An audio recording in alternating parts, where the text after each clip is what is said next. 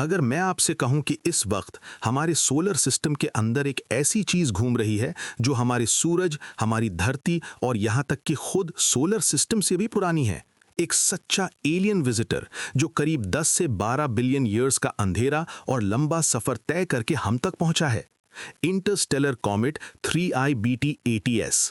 पर सबसे शॉकिंग बात ये नहीं कि वो कितना पुराना है, शॉकिंग बात ये है कि जब ये कॉमेट रिसेंटली हमारे सन के पास से गुजरा, इसने कुछ ऐसी अजीब गैस रिलीज की जिसने पूरी दुनिया के साइंटिस्ट के होश उड़ा दिए। और आज मैं आपको एग्जैक्टली वही बताने वाला हूं, और ये भी कि कैसे ये अकेला एलियन कॉमेट हमारी अर्थ को एक आने वाले प्रलय, मेरा मतलब है एक डेडली एस्टेरॉयड स्ट्राइक से बचा सकता है। पूरा खेल समझना है तो ध्यान से सुनना। तो देखो, स्पेस में कॉमेट्स आना जाना तो एक आम बात है, राइट? आपने बचपन में हैलीज कॉमेट वगैरह के बारे में पढ़ा ही होगा। बट 3I-BT ATS कोई नॉर्मल कॉमेट नहीं है। ये हमारे पड़ोस का या हमारे सोलर सिस्टम के ओट क्लाउड का हिस्सा नहीं है। ये कंप्लीटली एक दूसरे स्टार सिस्टम में पैदा हुआ था, एक प्रॉपर इंटरस्टेलर इन्वेडर।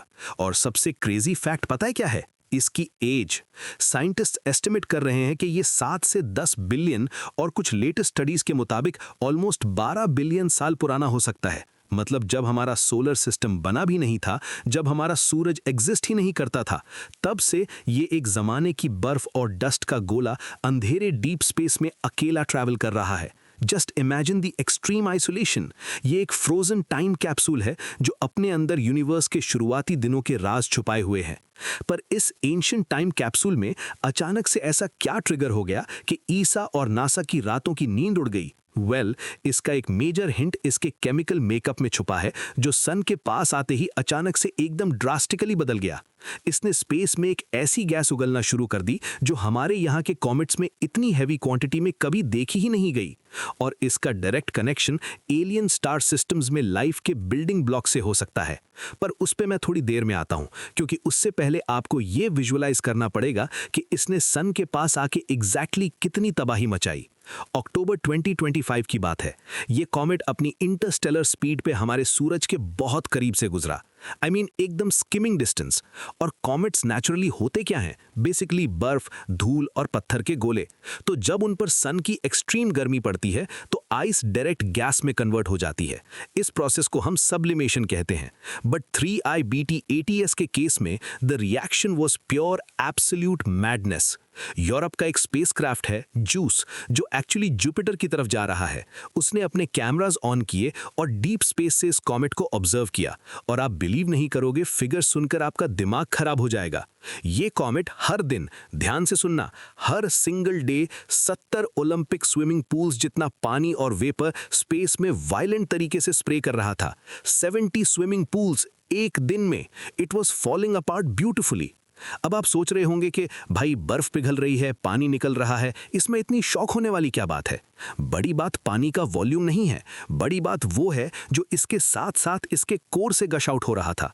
हवाई के समिट पर बैठे सुबारू टेलीस्कोप ने जब इसके कोमा यानी इसके गैस बबल को स्टडी किया तो उन्हें पता चला कि इस इंटरस्टेलर कॉमेट का कार्बन डाइऑक्साइड और वाटर का रेशियो कंप्लीटली चेंज हो चुका है। और फिर पता चला सबसे बड़ा राज।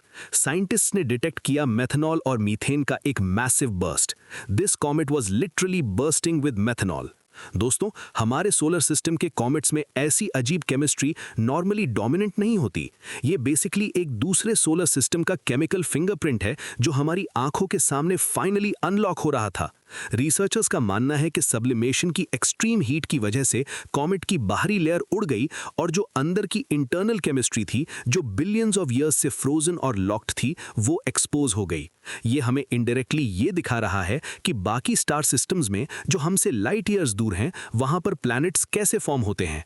और मेथनॉल का इतना हैवी प्रेजेंस ये स्ट्रांगली हिंट करता है कि उन डीप स्पेस ओरिजिन्स में भी कॉम्प्लेक्स ऑर्गेनिक मॉलिक्यूल्स जो आगे चलकर लाइफ का आधार बनते हैं, वो नेचुरली एग्जिस्ट करते हैं। लेकिन रुको, मैंने वीडियो के बिल्कुल शुरू में एक और प्रॉमिस किया था कि ये एलियन कॉमेट फ्यूचर में हमारी अर्थ को एक मौत के खौफ यानी एक प्लैनेट किलर एस्टेरॉयड से बचाने वाला है। अब एक कॉमेट जो खुद दूसरी दुनिया से आया है, वो धरती को कैसे बचाएगा? तो सुनो, क्लाइमैक्स यहीं पर है। जब 3I-BT ATS सन के सबसे करीब था ना, तब वो हमारी अर्थ से दिखाई ही नहीं दे रहा था। अर्थ के जितने भी एडवांस टेलीस्कोप्स हैं वो ब्लाइंड हो चुके थे। क्यों?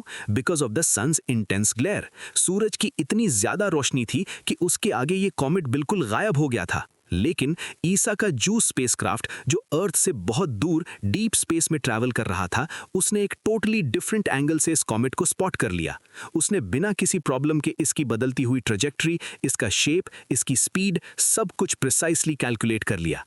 और बस इस एक सिंगल ऑब्जर्वेशन ने हमारे प्लानिटरी डिफेंस एक्सपर्ट्स का दिमाग खोल दिया। उन्हें सडनली एक बहुत टेरिफाइंग सच का एहसास हुआ। उन्हें समझ आ गया कि कल को अगर कोई मैसिव डेंजरस एस्टेरॉयड ठीक सन की डायरेक्शन से ही अर्थ की तरफ बढ़ रहा हो, तो अर्थ पे बैठे हम लोग उसको देख ही नहीं पाएंगे। जब तक वो हमारे एटमॉस्फेयर में एंटर करके सब कुछ खत्म न कर दे, तब तक हमें पता ही नहीं चलेगा। It's a massive blind spot.